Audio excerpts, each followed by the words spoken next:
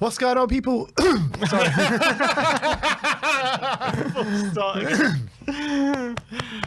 What's going on, people? We are Tottenham TV back here for another stream for you guys. Sorry about all the false starts, but we seem to have got it working now. Liverpool 4, Tottenham 0, and yeah, absolute shit show last night.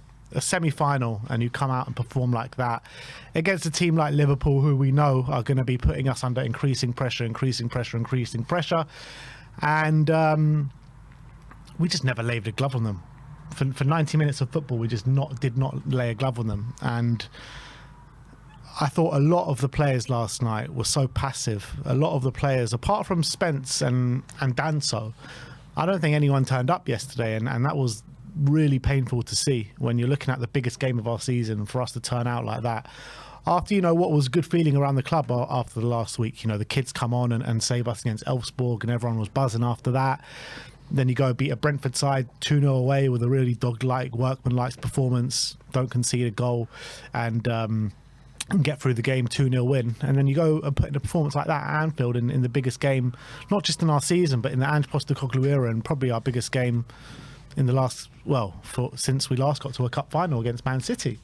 So really painful to see that performance on the pitch yesterday. In terms of, I guess let's start off with the lineup that Ange chose, because he did try do something a bit different. Archie Gray at right back, Porro gets a rest, and in the midfield he went for three kind of defensive midfielders in Bissouma, Bentancur and Pape. And I mean, the midfield was non-existent yesterday, literally non-existent. I thought Bissouma was horrific. Bentancur was horrific after I've been praising him all week, and you know, he puts in performance like that when we really need him most. And Sarr, again, not a good performance from him. It was just like a non-existent midfield, and it was so easily bypassed for the most part. The defence in the first 20 minutes, half an hour, I thought really held up to scrutiny, and they were defending like animals, like beasts at times. But once one goal went in, you did get the feeling like the floodgates could open, and that is what happened. But what were your thoughts on the lineup that we did choose? Yeah, I thought it was a bit odd, especially given Ange's comment in the post-match interviews and the press conferences, saying that we didn't play the football that we know we can play, or we didn't approach the game. We kind of went there to survive as opposed to going there and trying to impose ourselves on the game. But then I kind of feel like he did that with the lineup. You know, with the lineup he chose, was it not sending out a message that we are going there to protect our result? And that's fine to do that, but I don't know if you can do that. You can put out that lineup, because he did have a couple of options. I mean, they weren't like perfect, but you can put Bergvall in there, who obviously had a great first leg. I know he's not like in terms of like a Maddison or Decky, he's not on their level creativity wise, but he obviously shows more on the ball than the likes of maybe Sarr or Bentancur, especially in the opposition's half. Or he had the option of maybe putting Tell on the right hand side and moving Decky inside. He could have done that as well. Just give us a bit of something in the middle, because it seemed as though whenever we had, on the very, very rare occasions that we had to attack, it was almost as if it was only Richarlison and Son kind of getting in those positions, and they were kind of isolated, and the midfield were not helping whatsoever. When they got on the ball, they were shitting themselves, it seemed, every time. They were being pressed into oblivion from Liverpool, and they couldn't deal with that pressure. They weren't able to turn their way out of trouble. They weren't able to play the way forward.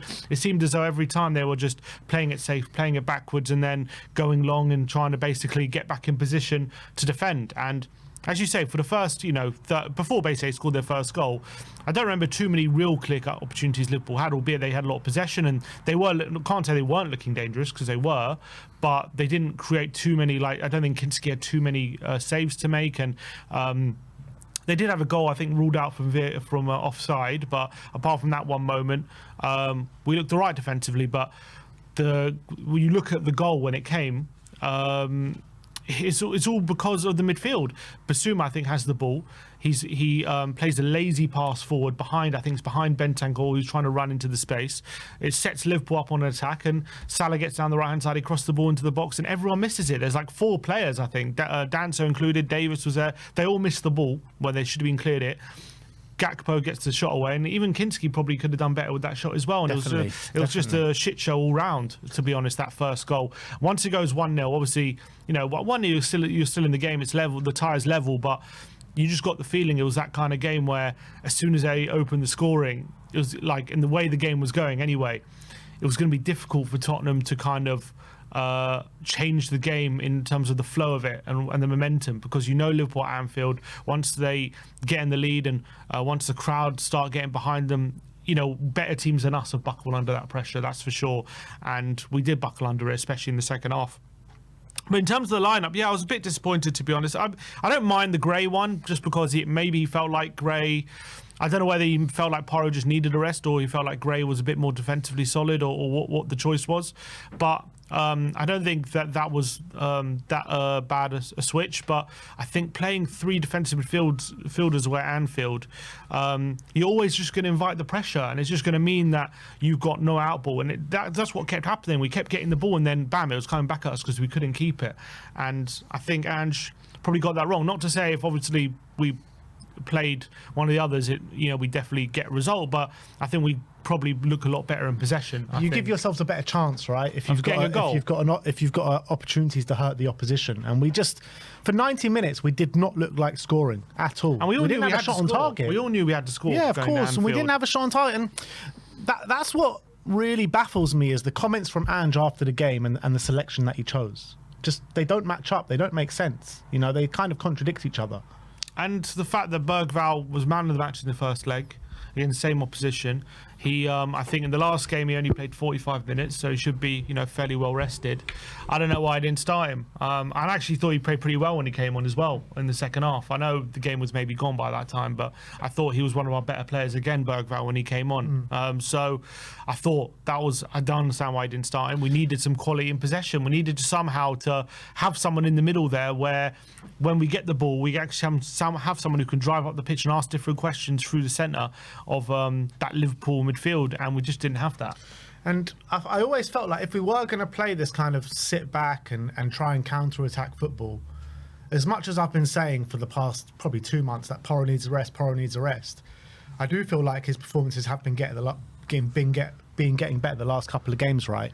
And I felt like if we were going to try and play that football, the two players that were going to be vital for us to really be able to get those balls in behind were going to be Kinski and Porro playing out the back. And without Porro being there, I know Gray's also good on the ball, but he's got nowhere near the level of passing and chance creation that Porro has. So if we were going to be able to really hurt them with trying to sit back, Porro and Kinski were probably going to be the best ones of the lot to try and hurt them. Yeah, I don't disagree. And so from that point of view, leaving out Porro was that a mistake as well. I thought it was well. He came on and obviously looked decent, but only played for half an hour. So I don't think he made too much of an impact. It was 2-0 already at that point. No, he didn't make so much of an impact, but I thought in possession he was just obviously a lot better. We were able to progress the ball a bit better up the pitch when he was on the pitch. So I think as much as Ange can bemoan the players kind of being reserved and being negative in terms of their approach, he kind of said, I was listening to his press conference, he says, I have to look at myself because maybe some of the messaging going into this game was more about how we have to be a bit more defensively solid, and I think the players maybe went too far in the other direction, and maybe I've got to look at myself in terms of the messaging I gave them in this game, because I think they kind of, wouldn't say abandoned, but they kind of like neglected the side of the game where we're at our best, and that's hurting the opposition, getting players forward, looking to score goals, looking to create chances, and we just were, I don't know whether we weren't able to, we weren't interested, or a bit of both, but we just didn't, and that's the reality. It was just so passive, wasn't it? Like there was no Spurs player just trying to get on the ball, make something happen, 0 shots on target. And Liverpool scores 4 goals, right? But they could have scored a hell of a lot more in the game. That's the reality. And I was saying to you just before off screen, I think this performance in this game was a lot worse than the one that we had against them a couple of weeks ago when we conceded 6 and we ended up scoring 3 on the day. It's just like that game could have gone on for another 2 hours and we probably wouldn't have scored. Our only half chance of the game is when Son got the ball in that tight angle and hit the bar. That was pretty much the only time we had a meaningful shot on goal. Yeah. That's the truth. And Liverpool, it was an easy day for them in the end. It didn't feel like a hard-fought semi-final. It felt like a top of the league side against a bottom half side at home in a casual league game, and that's kind of what it was. It felt like a game at the end of the season where Liverpool are going for the title and Spurs' season is over. That's what it felt like. Yeah, no doubt about it. And look, when I was watching the game, I think the players did do a lot of running and they were trying hard, but I think, first of all, I think Liverpool were just too good for us on the day, especially how we set up. They were definitely too good for us. They were unbelievable, I thought, Liverpool, in terms of how aggressive they were, their relentless nature. I thought their intensity was incredible. They didn't let up for 90 minutes. I think it helped that, I think, with... half an hour to go, they could bring on Jota, they can bring on all these other players. They brought on Curtis Jones, they brought on some really good players and just refreshed them, allowed them to keep up that intensity. But when you come into this game like us, in such a big game in the season, you know that it's a great chance to get to Wembley. You know we were 1-0 up from the first time. We put in a really good display. It's massively disappointing and gutting that we basically didn't give ourselves a chance in that game, and we ended up, it was over, with like 20 minutes to go, and it was just hard to watch, knowing what a big game it was in this course of our season, I think. Yeah, the implosion as well. Like, players have got to take a long look at themselves after that game, particularly players like Bentancur and Bissouma, right? They're the experienced players coming into it. They're the ones that need to hold it together, right? They're the ones that need to guide these young players through the game. And Bissouma, I'm sorry, but Bissouma, yeah, in every big game, or in a lot of big games that we play this season, we always look at him and say he's the one that gives away a lot of goals. He gave away a goal yesterday with that sloppy pass in the middle of the park. Arsenal away, he did the same. Chelsea at home, he did the same, pretty much losing the ball and then giving away the penalty. How many times are we going to sit here and talk about Bissouma in big games, just making stupid decisions and making sloppy passes? And it wasn't even just that pass. Like, all day long, he just couldn't hold on to the ball in the middle of the park and find a man in white. It's so frustrating, and I swear I'm done with this guy. Like, he's supposed to be one of the most experienced heads in that midfield, and he plays like one of the least experienced heads in the midfield. Yeah, he doesn't have the mentality for it, and I think that's the reality. I think if you put him maybe with better quality players in terms of he's not the senior player, maybe he can't handle that responsibility, because clearly when he's in that midfield and he's got the responsibility of being that guy, that anchor, and the one to lead the midfield, he doesn't have it. He doesn't have the concentration levels, especially in these big games. Maybe he doesn't have the quality as well. But we've seen when he's playing well, he can have a really good game. I thought, for example, like on Sunday against Brentford, he had a really good game, but unfortunately, when it's these big games, in these big moments for us, more often than not, he's letting us down, and it happened again yesterday.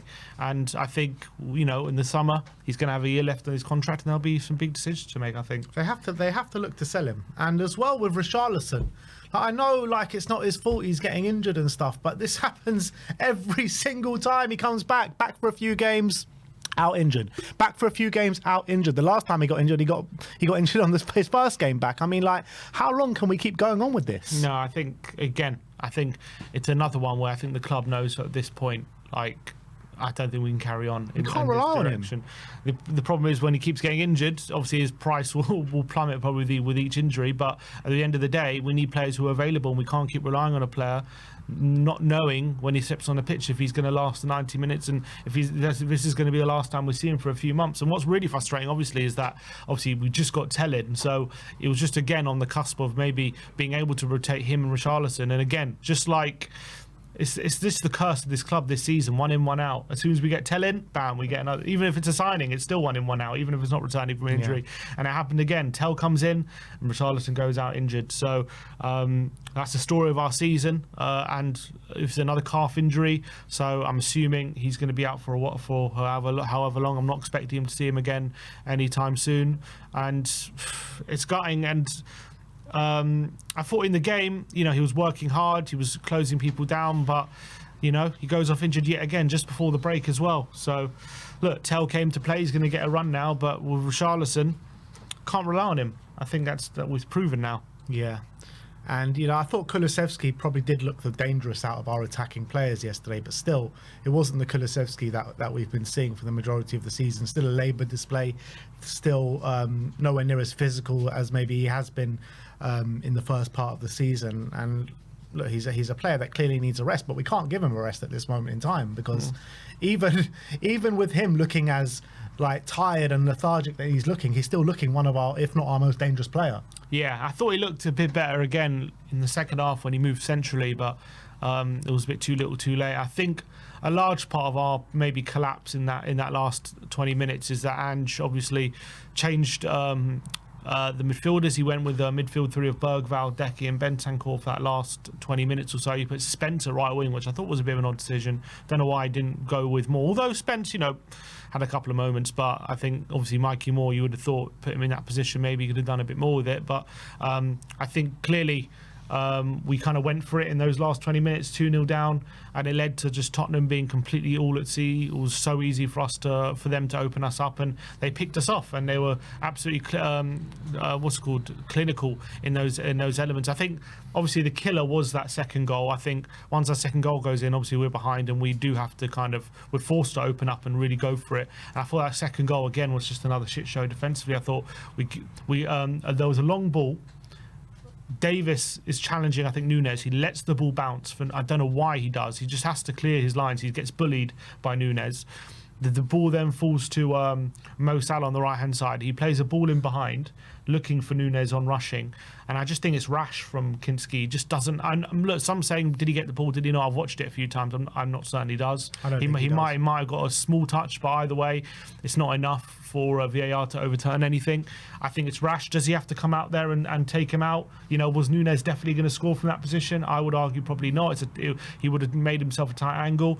I think it was rash from Kinski to come out at that moment and give away a penalty. And as well, like, there was defenders around. Could they have got closer to Nunes and all that kind of stuff? I just thought it was another shit show defensively of that goal. And obviously, it's a brilliant penalty from Mo Salah to make it 2-0. And then once it's 2, you're like, it's going to be impossible for us to get back in this game. We're going to have to open up, which we did. And as soon as we opened up, the floodgates really truly opened, because I thought for the first 50 minutes Liverpool dominated without creating like loads and loads of chances, but as soon as we opened up, it was party time for them. Yeah, it really was. And like to go into a semi-final and not create any sort of meaningful chance, not to have a shot on target in a second leg when you're leading, it really is unforgivable. We put ourselves in such a good position. And I said to you on the preview, didn't I? I said we're probably gonna rue those missed chances that we had in the first leg.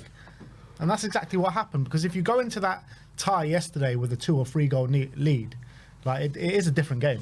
Yeah, I don't think, or if we go in a 2 or 3 goal lead, we probably don't completely open up with half an hour to go when we're 2-0 down, because he's still got something to hold on to, albeit, whether that was the right approach anyway remains to be seen. But I thought, I'm not saying we contained them well or they definitely wouldn't have scored, but my only point is, I think for the first, until we made those subs on the hour mark, I thought it was at least a bit of a challenge for Liverpool to create really good quality chances. In the last half an hour, it wasn't. It was really easy, and Liverpool just got in behind time and time again. They were exploiting us time and time again. We were working extra hard to try and get the ball back and try and open them up, and we just weren't able to do it. It was Liverpool defensively found it pretty simple to keep us at bay. I thought physically, it's underestimated to say they matched us. I think they completely overpowered us. We weren't able to compete with them physically. They had more intensity, and every challenge they were going into it with aggression, and they were bullying us off the ball every time. And that was the consequence of the game. And the scoreline didn't flatter Liverpool. That's the reality. The scoreline didn't flatter them. They deserved to win 4-0. It was an absolute battering. It was really hard to watch that game. Third goal was easy. Szoboszlai. It was a nice goal from Liverpool's point of view, but again, just Tottenham not getting close to them. It was like they were just running rings around us for that third goal. Just easy one-touch passes, playing it through the line, no one getting near anyone. Szoboszlai able to put it away. Although, again, I know it's a one-on-one, but I thought Kinski's attempt to save it was really weird. I mean, I don't know why he doesn't really dive for it along the ground. He just kind of dives over it. It was a bit of a weird attempt. And I also thought, again, the fourth goal from a corner, where is Kinski in no man's land? We've been praising him for his... how could you let Van Dijk have a completely free header? He's completely free in the box. I don't know whose man. I think it was Ben Davis's man, but I mean, you can't let Van Dijk have a complete free header in the box, no matter what the keeper's doing. Like, it's ridiculous defending on top of the goalkeeper. Well, Van Dijk is, very good in the air at the best of times. We know he can beat people in the air. I have to watch it again. I don't know if someone let him go or he beat someone in the air. But if he was completely free, obviously it's horrific defensively from that point of view. But as well, I mean, if you look at Kinski's positioning, he's almost leaving the goal completely open. I don't know what he's doing. And I think maybe he feels like he can come and claim it, but he was nowhere near it. It wasn't even near, like, the height of the ball. It was really strange positioning from Kinski. And as soon as Van Dijk headed it, it was like an open goal. So I thought Kinski, albeit there was one amazing save he made. He made a couple of good saves. There was one amazing save from Salah, which he tipped onto the crossbar, which I thought was brilliant. But I thought it was a really tough day for Kinski as well. His passing as well was really off it. Yeah, it was his worst performance in a Spurs shirt by some way. I mean, you look at his debut, which was this first leg, and then you compare it to this one. I mean, worlds apart in terms of the performance level, aren't they? Worlds apart. Yeah. And I was saying in the preview, that, Spurs are going to want this more to Liverpool. Liverpool are going to they've got bigger things on their mind than the Carabao Cup. And how wrong was I? I mean, they really wanted that yesterday, Liverpool. And they completely played us off the park, Like I keep saying, men against boys yesterday. It really was. And they completely annihilated us. And it's really hard to take. And that's a trophy down the drain, which looked like, after dispatching of Coventry, Man United and Man City, you thought taking a 1-0 lead into Liverpool. I really thought yesterday, I just had that feeling something was going to happen positively, but how wrong was I? Yeah, we couldn't have gone more wrong. But look, we know that Liverpool are the best team in Europe. We know they can do that to better teams than us. They have done that. Better teams than us have gone to Anfield and crumbled and under that pressure, but we couldn't handle. I think maybe it was the occasion or the atmosphere or what it was, or just the players themselves. It was a mentality thing, but we just couldn't handle what Liverpool threw at us yesterday. We crumbled. We absolutely crumbled. There's no two ways about it. We went into our shells. I think the players, they didn't know how to deal with the atmosphere. They didn't know how to deal with the occasion, and it was. We bottled it, really. We bottled the performance. I know it wasn't like we let a goal lead slip in the last minute, but we absolutely, throughout the whole game, we just completely crumbled and weren't able to stand up to any sort of challenge that Liverpool threw at us. And it was, considering the game and the occasion, and considering how we played in the first leg as well, it gave you a bit of hope that could we go into this game and, do something at Anfield, something special. But unfortunately, what a lot of people predicted just came to pass. It was a battering, and we just couldn't do anything about it, it seemed. Yeah, in the preview as well, you were talking about Arteta's comments, saying the only game he's ever let pass him by was at Anfield. I mean, that's exactly what our players did yesterday. Yeah. The whole game just passed pretty much 1 to 11 all of our players by yesterday. I mean, like I said before, I think the only ones that really you saw something about, I thought, were Danso and Jed Spence. Jed Spence, I mean, he's performing at a really high level pretty much week in, week out at the moment. Danso, as a debut, I thought put in a really big shift yesterday. I mean, he was putting his body on the line. He was showing really good ball playing ability as well. What did you make out of Tell when he came on yesterday? Yeah, it was hard to really make too many judgments, but I mean, I thought he looked fairly bright, but I thought there was a couple of really good moments with his pressing. I remember there was one moment, I think was it right at the end of the first half or beginning of the second half, where he actually caught one of the Liverpool defenders on the ball, and we actually we won the ball half the pitch, but it was again a symptom of how we were not going for the kill, because on that moment we won the ball back. We have the ball, like one of the only times that whole game we have the ball in their half with some players forward, and then like 5 seconds later it's back at our keeper. We're playing it backwards. We're not going for creating a chance. It's like we're scared to lose the ball, and by doing that we're just keeping it safe and playing backwards even in that moment. And maybe Tell would have been frustrated with that. I mean, obviously we weren't there at the game, but there were some people on X saying that they saw Tell when he was on the pitch, trying to encourage the players around him to press and get closer to his men and get further forward. I was like, this guy's just joined here. Why is he the one? And he's 19. Yeah, why is he the one doing that? Well, there should be some of the, as you say, more senior players in the squad who have more experience, making sure that pushing these players on. And it took Tell to come on and to really shout at these players to maybe it's because he's got these high standards being at Bayern Munich, and they're so used used to winning every game, and maybe that's where it comes from. But it shouldn't take a 19-year-old new signing making his debut to do that, which is really, really disappointing. And apparently as well, after the game, it took for Lucas Bergvall to go and get Bentancur and senior players to go over and thank the 6,000 travelling Spurs fans last night, where Bentancur just wanted to go and hide and go straight down the dressing room. I mean, it's the teenagers. Like we keep saying every week, the teenagers are the ones stepping up for us week in, week out. Bergvall, when he came on in the midfield, I don't even think he was great by any stretch of the imagination, but he actually added some presence in the middle of the park for us. That Bissouma, Bentancur and Sarr. I know Sarr's a young player as well, but these guys just weren't giving it to us, and it takes for teenagers to come on and pretty much show them how it's done. It's ridiculous. I agree. No disagreement there. And that, I don't know why that's happening. I mean, obviously, I thought recent weeks some of the senior players, obviously in other games, have been stepping up. But when it's these big moments, we keep saying it in these bigger games. Although we keep losing, always the shining lights are always the younger players, and it's consistently happening. These more senior players are letting us down time after time. And in a semi-final, when they should realise how much we need them in this game, especially when you're at Anfield, when the crowd are getting on your back, and these younger players, a lot of them, it's maybe their first experience of Anfield. And you look at Bergvall, Spence, and probably Gray as well. A lot of these players, it's going to be their first experience of Anfield. These other players, they've been there, they've done it, and they know what it's like. So they should be guiding the younger players through. And instead, it was like the younger players trying to get the older players through, and it should never be like that. It's ridiculous. It really is, and it just hurts a lot. It just hurts a lot having to watch that yesterday in such a big game. I just don't know what to say anymore. It's just like we need to dust ourselves off quickly, because one trophy can very well quickly become two trophies.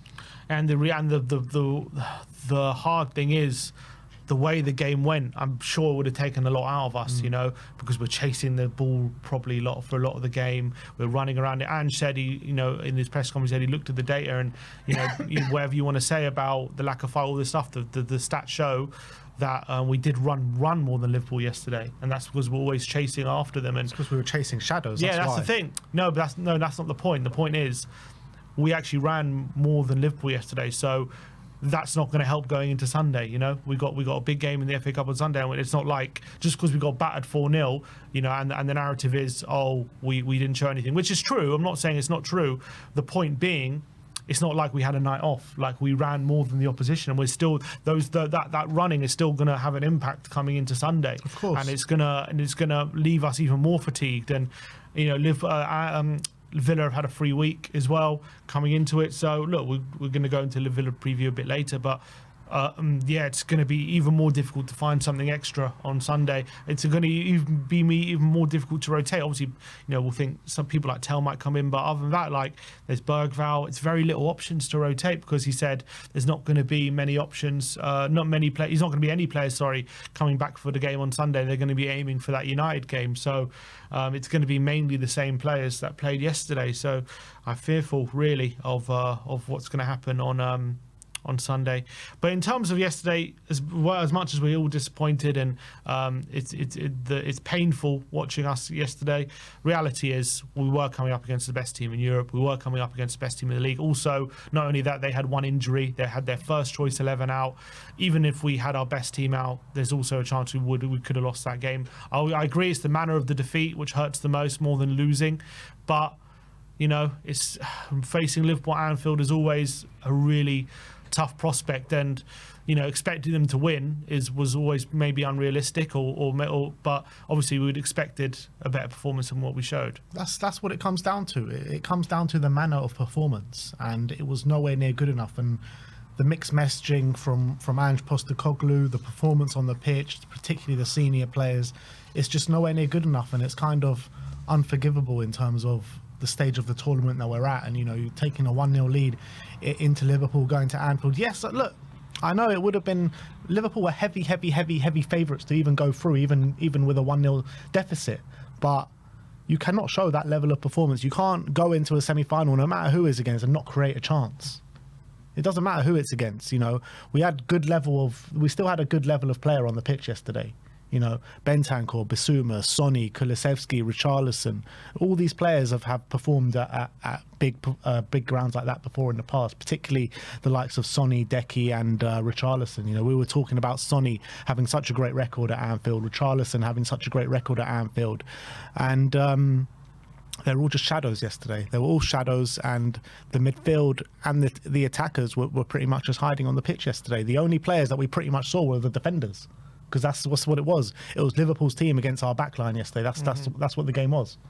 Yeah, and it's hard to disagree with that. You know, you when you're playing in a semi-final, especially given our league form, the importance of this game couldn't be understated. We know what a massive game this was. So to put in that kind of showing, it hurts. Put it into context, right? Accrington Stanley went to Anfield and probably created more chances than we did yesterday. Yeah. That's, I mean, what more can you say than that? What more can you say than that? Tamworth troubled us a lot more than we troubled Liverpool yesterday. Mm-hmm. Yeah. How was that good enough? That's not. nowhere near We know good it's enough. not good. We lost 4-0. No one believes it's good enough. We got battered. We know it's not. But I think most of it comes down to the fact that we played a much better team, much more settled team, and a much fresher team than we were, and we had to cobble together a lineup. We had to even start one of our new signings in defence, because we lost another centre back. You know, just last week we lost our second choice striker during the game. Like, the circumstances are just obviously going to be very, very difficult to manage. So I understand that, but as well, even given all the circumstances, we need to be showing more than what we showed. I think that's also fair to say. So to be battered so meekly 4-0 is really tough to take, but as well, I do have sympathy again, because it's just, I mean, the problems keep piling on, and we weren't even facing a Liverpool team. Liverpool had one injury, and they had also more break than us. And they're a better team, and they're a fresher team, and they're in a better momentum. They're top of the league. They're winning most weeks. It was always going to be a tall order, and as much as we felt something might happen yesterday, it was clearly too much for us. They were just better than us. I think that is also fair. Yeah, I can accept being second best, though. I can, but I can't accept going there and just looking like a dead team, a complete dead team that can't even muster up one measly chance over the course of 90 minutes. I can't accept that in a semi-final. That meant so much to us. You know, this game was pretty much everything for us. It was literally everything. And we went there and we just looked so insipid. So insipid. It was the worst. I think that was probably the worst performance of the season. Can you think of a worse performance than that this season? We've had some bad performances. Yeah. We've lost to bloody Leicester and Ipswich, and then when we're saying going to Anfield was the worst performance of the season, there was just nothing about us. Yeah. Nothing. I don't disagree. Anyway, that's a trophy down the drain. 2 more to go. FA Cup this weekend. Europa League is coming back. In terms of Ange Postecoglou, you still the same frame of mind? Yeah, it hasn't changed. Just because we lost yesterday, and even in the manner. But again, nothing's. The situation hasn't changed. Obviously, a lot of us are pinning our hopes on this Carabao Cup, and in some ways a lot of people are saying, which maybe is true, that this Carabao Cup being in this game was probably keeping him in a job, and the fact we're out of it, does that change the situation? Also, we have Sunday, we'll have to see what we do on there. There's a good chance we could go out on Sunday, but then we also still have the Europa League, and I just think we're better off giving him the chance to do it, especially with giving our players back and giving him till the end of the season and then assessing it then. Right now, the pain is still very raw from that defeat yesterday. A lot of people will be calling for his head, and understandably so. There's a good chance we could be going out in 2 cups in 3 days, and that'll be very, very hard to take. And all of a sudden, the options for anything to happen this season will be quickly diminishing. But he's obviously still going to have that Europa League chance when that happens in March. And I think we're better off giving it to him, in my opinion, than giving it to Mason. Now, look, people saying Areola and Frank, look, they're not coming right now. We're not going to get them at this point, all right? If they're going to come, maybe it'll be at the end of the season, but they're not going to come mid-season. So I think I don't change my opinion. I think you give Ange the end of the season, and I think you assess it then. Yeah, I mean, my opinions on Ange Postecoglou and assessing the job that he's done hasn't changed as well. However, I agree with you. I don't think we can get these kind of managers in through the door midway through a season or even now, and I just think the only way, like the league season's pretty much gone, right? So we're not going to get relegated now. We're 10 points above the drop. I think we're pretty much safe from that situation. Even if we were to lose pretty much every game to the end, from now to the end of the season, I don't think we're going to get relegated. The reason I wanted him gone is because I thought we were dropping closer and closer to the drop, and we needed someone to save us in our Premier League stature. So I think the only thing is to give Ange till the end of the season and assess our options at the end of the season. I do think that's the only thing. But I do think if this keeps carrying on, he goes out the Europa League early, he goes out the FA Cup on the weekend, the reality is he is going to lose his job at the end of the season. Yeah, for sure. If that happens, he won't be here. I was obviously hoping Mickey and Romero were obviously going to play in this game, and they ended up not playing. And for one reason or another, it seems as though they're not as close to return as we'd hoped they would be. For I don't know why. But even though Mickey played 45 last week. Yeah, I don't really understand it. What's going on there? Now he's must saying be it's injured. slower. I think they're covering up an injury here. It must be. I mean, that's the only thing that makes sense, to be honest, because the fact apparently he's not even going to play Sunday now. So unless he's going to spring a cle's because he came under so much flack for bringing back Van der Ven so early in, was it the Chelsea game, and then he obviously goes off with a hamstring that day. And even after that game, he said, no, he hasn't recurred a hamstring injury. He's just a bit tight. And then obviously it came to pass. He's got a hamstring injury. And then, I think he's just trying to cover himself, or the club are trying to cover themselves of, basically the same thing happening again. Seems that way. If that is true, if we're not going to see him again, I don't know. Look, we don't know the situation exactly, but if it is true that he's re-injured and we're not going to see him for a lot of the season, then it's hard to even hold out hope for that Europa League run. But look, I'm just hoping when that Europa League run comes, that's going to be in about a month's time. We're not going to have obviously that Carabao Cup final in March as well, so hopefully that give us a bit more time to get players fit. But hopefully, crossing my fingers, touching wood, that when the Europa League comes around, we're going to have obviously Danso more settled. Maybe Romero will be back. Maybe Van der Ven will be back. And obviously we're going to have, what's for sure, we'll have a lot more options in the forward line. Odegaard, maybe not Odegaard, but Johnson. Tel will be more suited. Solanke's going to be back come the Europa League. Maybe when that comes around, we can really give that a good go. I still believe that. But right now, with each game that comes, it's like we're losing more players with injury. We're asking them to put more effort in and get more results in bigger games and harder games, and they're not capable of doing it at the moment at this point in time, clearly. And hopefully, when the United game comes around next week, we're going to have more players back, and hopefully we'll have a few more options to pick from. But right now, again, even yesterday we had, I think 11, 12 players out, and we lost another one during the game. And it's just a nightmare scenario. Yeah. And the most frustrating thing about it is with these centre-backs, they just keep getting delayed. Romero and Van der Ven, who were supposed to both be back a week ago, and they just keep getting setback after setback. Yeah, initially I think supposed to be Romero was the 20th, and that's 3 weeks ago now, is it? Yeah.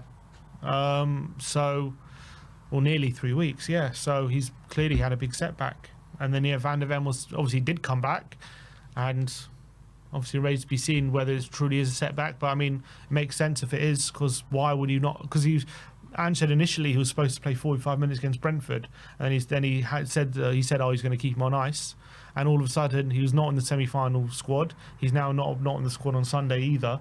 So unless he's just saying, I want him to have that full week following up to United, I don't understand why he wouldn't have played these, at least a part in these games. He's got to be injured. There's no, I can't see anything but an injury to Van der Ven. But look, that is your match review. Really hard one to take. Spurs out the Carabao Cup, with the FA Cup coming this weekend.